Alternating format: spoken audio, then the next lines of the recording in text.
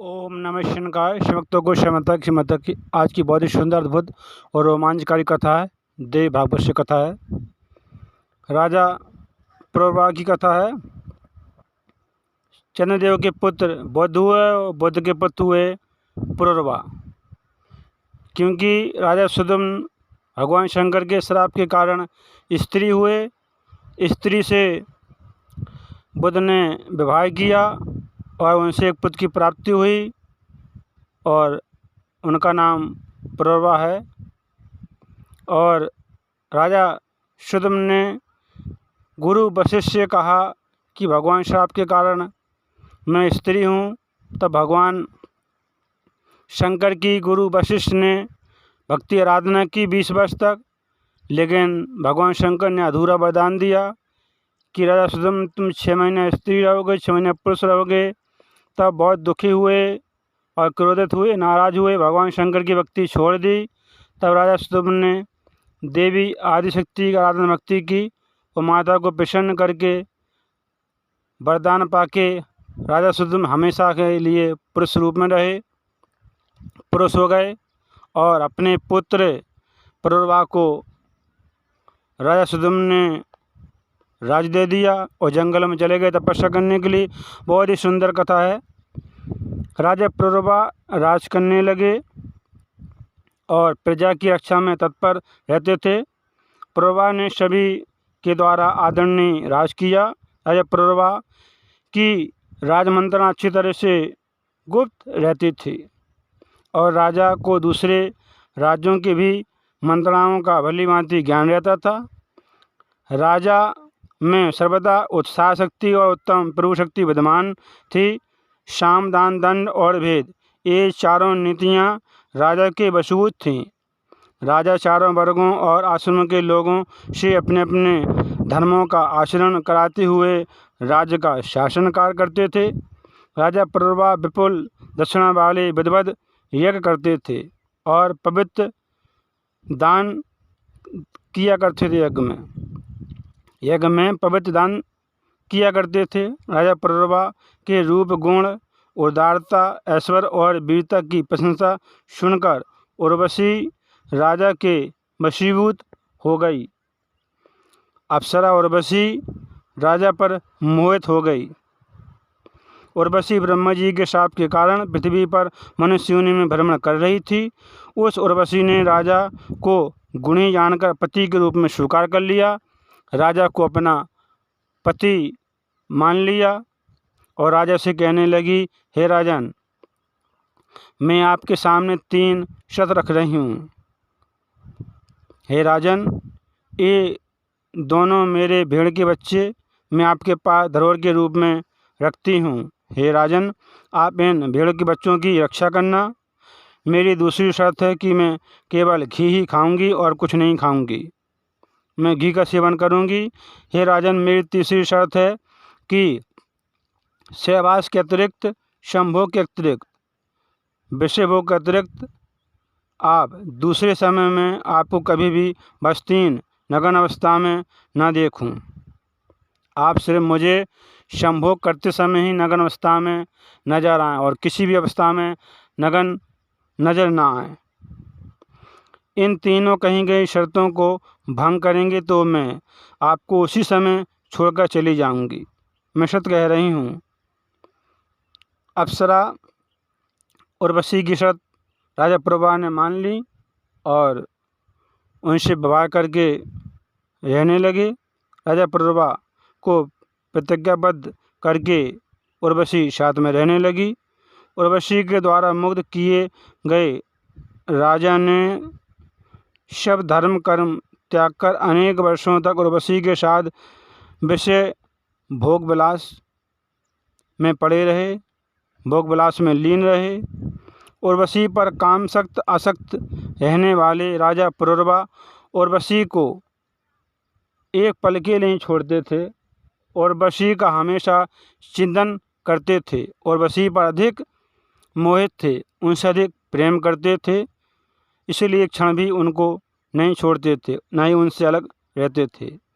जब बहुत वर्ष बीत गए तब देवलोक में इंद्र ने अपनी सभा में उर्वशी को अनुपस्थित पाया तब गांधर्वों से पूछकर कहा, हे गांधर्वगणों, तुम सब लोग वहाँ जाओ जहाँ पर उर्वशी अप्सरा प्रतिज्ञाबद्ध शाप के कारण राजा के घर में रह रही है। उर्वशी के 2 भेड़ों के बच्चे को तुम चुरा कर ले आओ और उर्वशी और राजा की शर्त टूट जाएगी और उर्वशी स्वर्गलोक में वापस आ जाएगी राजा को छोड़कर, क्योंकि उर्वशी के बिना मुझे यह देवलोक अच्छा नहीं लगता है। अतः जिस किसी भी उपाय से उस उर्वशी को तुम शीघ्र मेरे पास ले आओ। तब इंद्र के कहने पर विश्वासु गांधर्व ने इंद्रलोक से जाकर रात्रि के समय, घोर अंधकार छाया था चारों तरफ, पुररवा उर्वशी के साथ विहार कर रहे थे, विषय भोग कर रहे थे, संभोग में लीन थे। उसी समय गांधर्वों ने दोनों भेड़ के बच्चों को चुरा लिया और आकाश मार्ग में जाने लगे।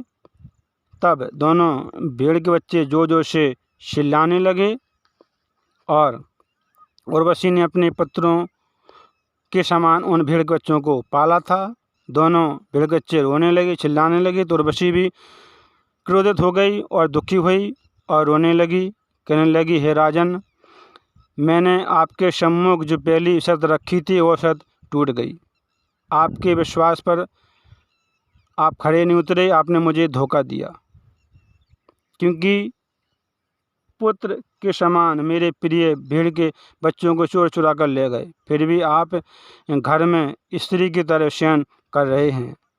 अपने को वीर समझने वाले, आप शीघ्र ही जाइए। और उर्वशी के कहने पर राजा पुररवा शीघ्र ही भागे। उर्वशी के साथ आनंद विहार कर रहे थे और उर्वशी विलाप करने लगी, रोने लगी। तो उनका रुदन देखकर राजा पुररवा शीघ्र ही भागे चोरों के पीछे नग्न अवस्था में, तुरंत ही दौड़े।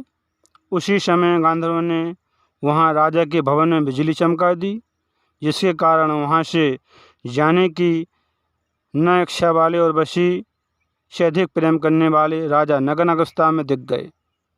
जब उर्वशी ने कहा, जाओ तो मेरे भेड़ के बच्चों को लाओ, और राजा पुररवा नग्न अवस्था में दौड़े, क्योंकि भोग विलास कर रहे थे उर्वशी के साथ। तो गांधर्व ने बिजली चमका दी और भी नग्न अवस्था में दिख गए उर्वशी को। तब उर्वशी ने कहा, आपकी दूसरी शर्त भी टूट गई। और उर्वशी बोली, मैं आपको छोड़कर जा रही हूँ। उर्वशी को जाते देखकर राजा पुररवा बहुत दुखी हुए, विलाप करने लगे, लज्जित हुए और उनसे विनती करने लगे, कहने लगे, मुझको छोड़कर मत जाओ। पति को नग्न देखकर उर्वशी चली गई।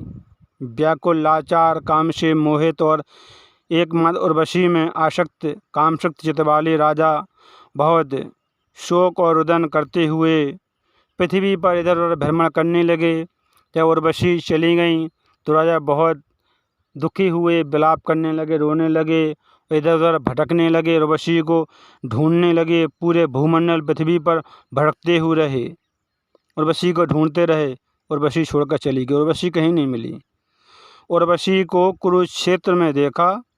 उर्वशी को देखते ही प्रसन्न हो गए और मधुर वाणी में कहा, हे प्रिय, ठहरो ठहरो, हे कठोर हृदय वाली सुंदरी उर्वशी, ठहरो। मैं अब भी तुम पर मोहित हूँ, आसक्त हूँ। मैं तुम्हारे वश में हूँ, तुमसे अधिक प्रेम करता हूँ। अब मुझ निरपराधी पति को तुम छोड़कर मत जाओ। हे सुंदरी उर्वशी, जिस शरीर से तुमने इतना अधिक प्रेम किया था, जिसे तुमने यहाँ तक खींच लाई हो, वो शरीर आज यहीं गिर जाएगा। हे सुंदरी, तुम मुझे छोड़कर चली गई तो अपना शरीर त्याग दूंगा और इस शरीर को गिद्ध कौवे खाएंगे।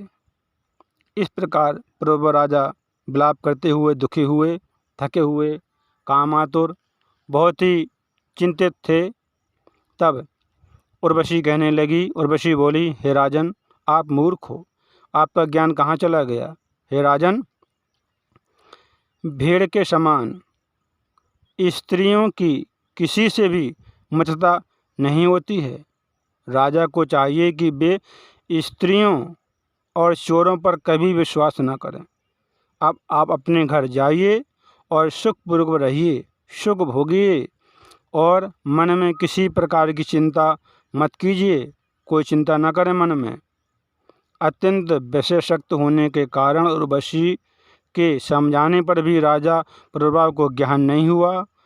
उर्वशी अप्सरा के स्नेह में जकड़े रहने के कारण राजा को अपार दुख हुआ। राजा पुररवा को बहुत दुख हुआ, अपार दुख हुआ।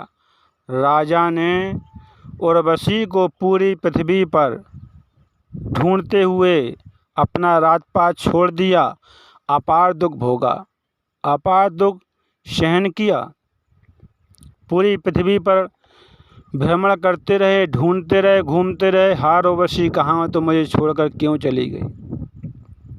जब उर्वशी कुरुक्षेत्र में मिली तो उर्वशी कठोर वाणी में बोली, हे राजन, भेड़ बकरियों के समान स्त्रियों की किसी से मित्रता नहीं होती है।